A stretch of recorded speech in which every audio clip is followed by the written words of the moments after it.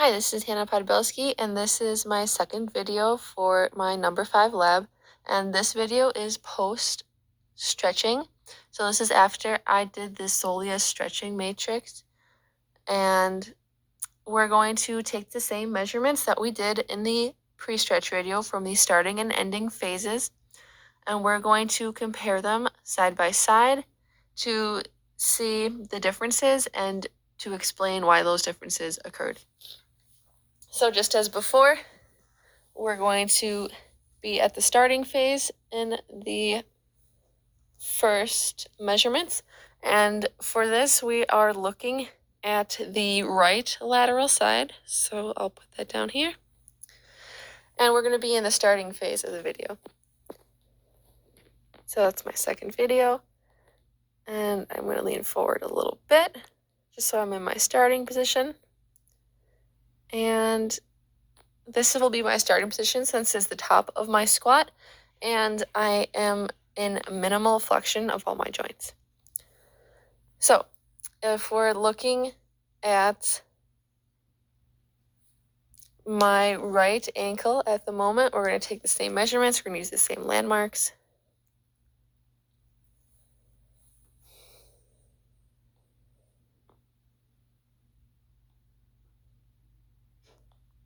So we have about 117 degrees of ankle dorsiflexion.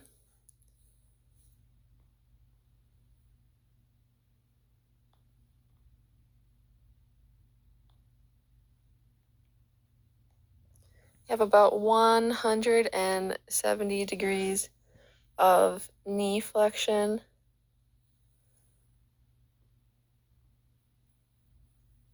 And then we'll move the video up a little bit.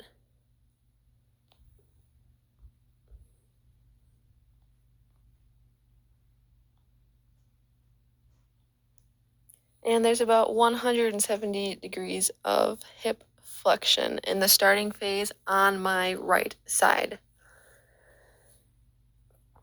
And then we're going to look at the compensations I'm making again to see if it's still there or not. So as I go through the video, looking at it, it does seem to be a little bit better on both of the compensations that I noted before. I will draw the line as I did before just to see if it truly is better or if it just looks better. So there's a line with my nose. And as I come down, so I do go forward a little bit, still as I did in the previous video, but it doesn't just seem to be as severe.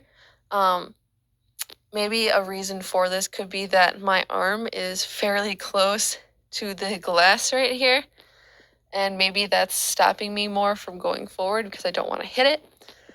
And that could be one possible reason, or it could be because the stretching matrix helped me get more stability. And then as for looking at my knee, there's definitely less abduction than there was in the first video, but there does seem to be maybe just a slight little bit of abduction still. But it definitely seems to be less, and you can definitely tell that by how my foot is positioned, so you can see the bottom of my shoe, so that means that my knee is abducted. But we're still going to go and analyze the ending phase of the squat.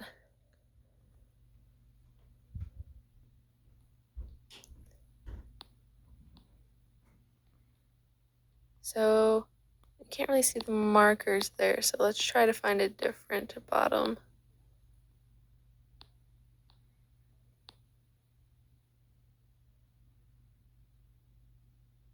So here it looks like we're in full flexion of my joints, and you can see the markers in this one. So this will be the one that I'll be analyzing or taking the measurements from. So just as before, we're going to take the measurements from the same landmarks.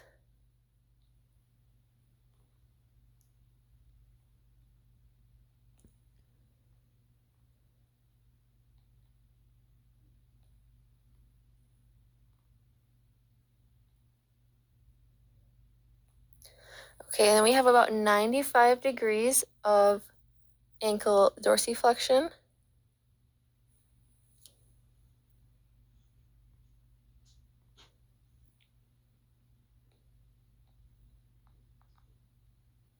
have about 113 degrees of knee flexion.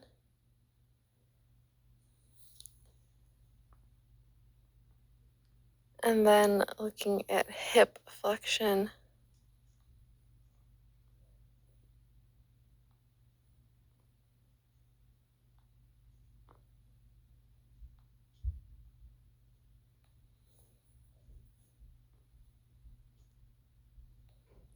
we have about 110 degrees of hip flexion.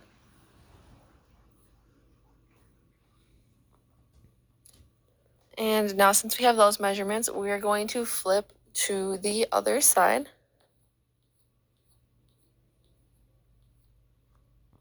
And this will be the left lateral view.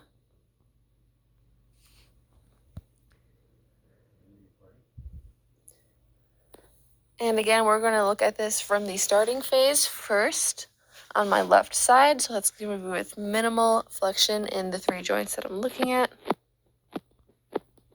So let's find that starting phase. Here I lean forward so I get into the starting position of my squat. This will be my starting phase for my left side. So we'll go through the measurements again, just like before.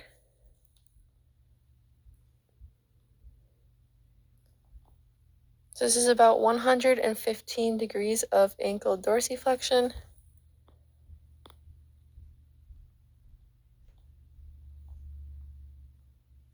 It's about 152 degrees of knee flexion.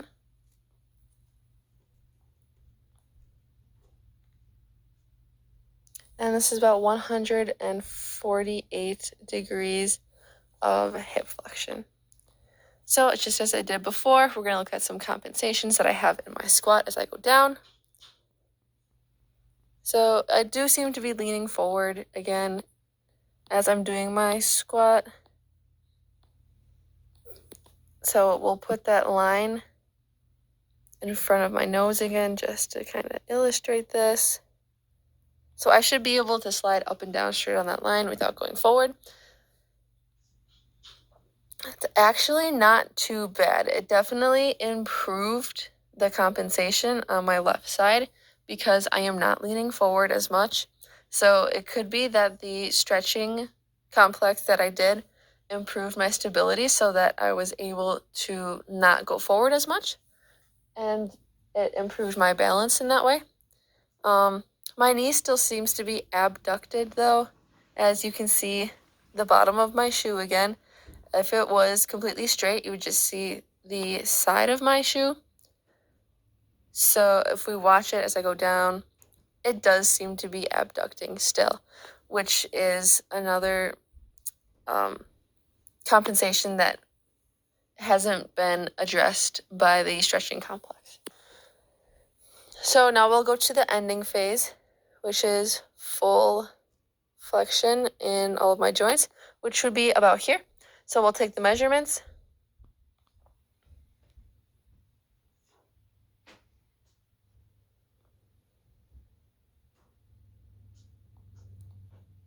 So this is about 92 degrees of ankle dorsiflexion.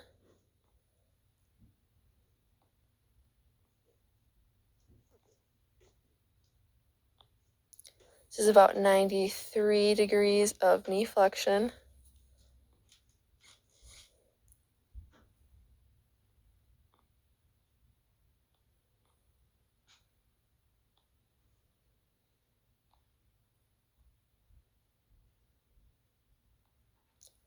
And that's about 78 degrees of hip flexion. So now that we have these values, we can